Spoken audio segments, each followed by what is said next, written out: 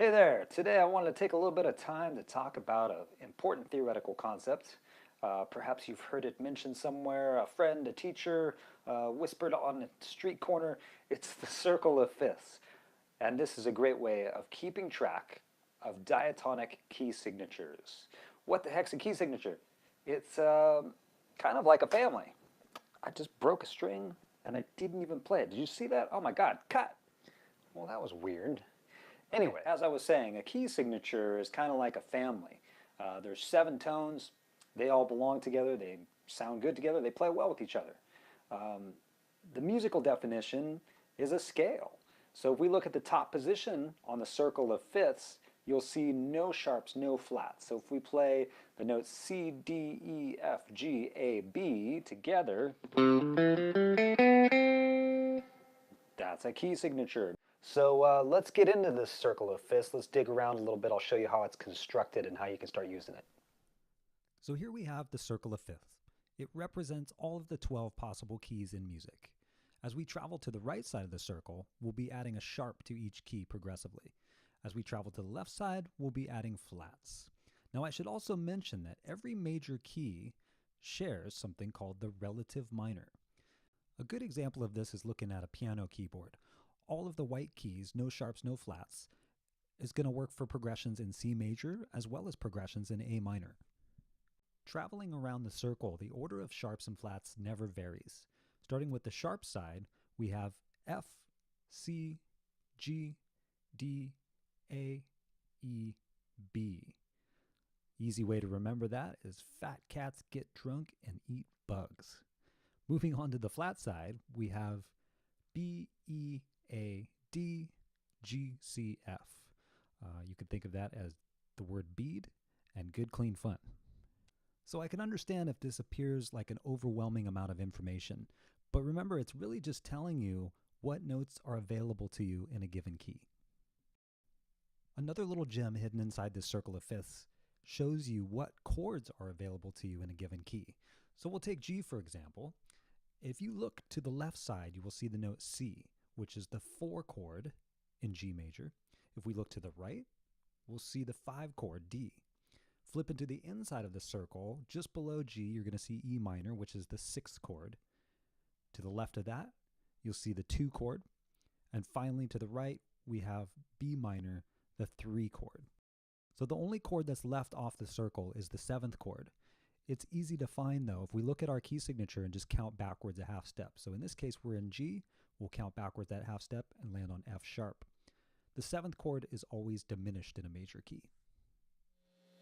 All right, so now that you know what chords are available to you in a given key signature, it's time to start putting some chord progressions together, doing some experiments with improv, and if you're just starting out writing songs, the circle of fifths is a great tool to know what's going to sound good together.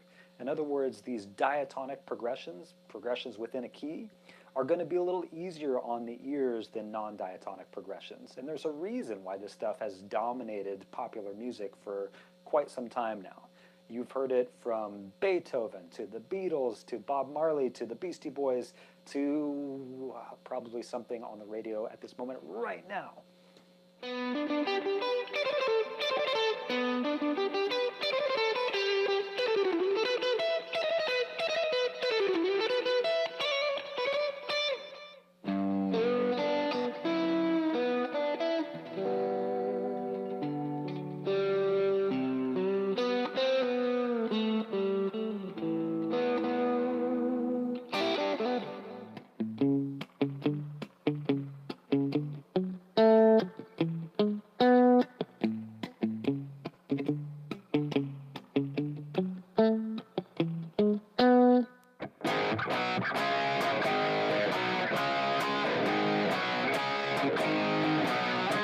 As lovely as diatonic progression is, if we stuck to that all of the time, music would get boring pretty fast.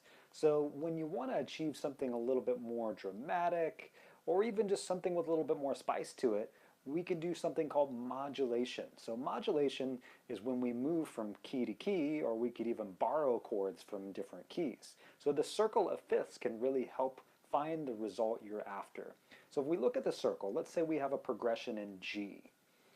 And in G, maybe we just want a little bit more variety than that standard diatonic business. So for instance, if we're playing a 1, 5, 2, 4 progression, which would sound like this.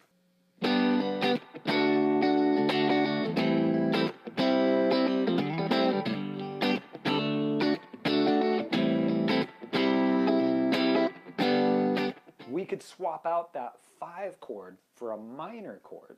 So instead of going G major, D major, A minor, C major, we could replace that D major with a D minor, which is borrowing from C. And if we stick around that key, we've just modulated from G to C, which is going to sound pretty smooth.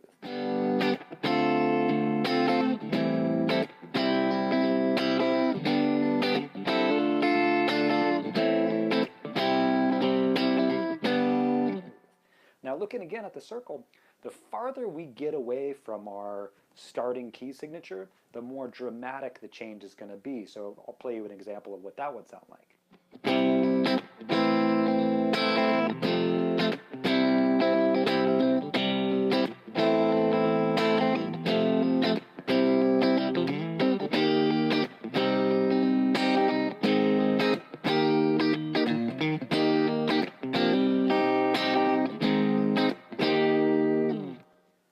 Another little nugget I want to mention is how the circle can point you to some strong progression.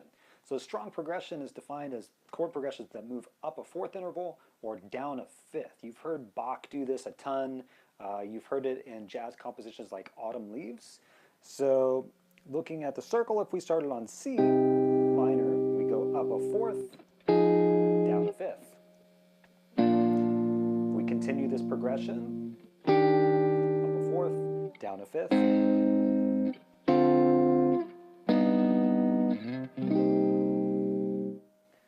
Pretty musical sounding if you ask me.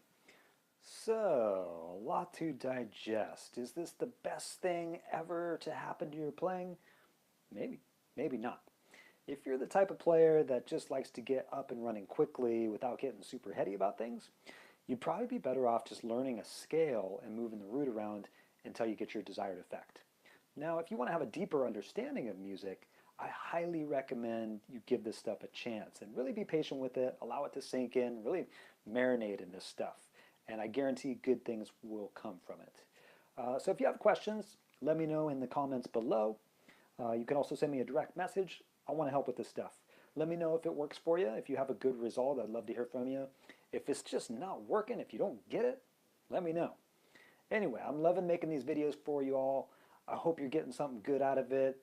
I would love it if you would subscribe. I would love it if you would give me a like if this helped you. Anyway, that's all I got. I'll see you next time. Thanks for stopping by.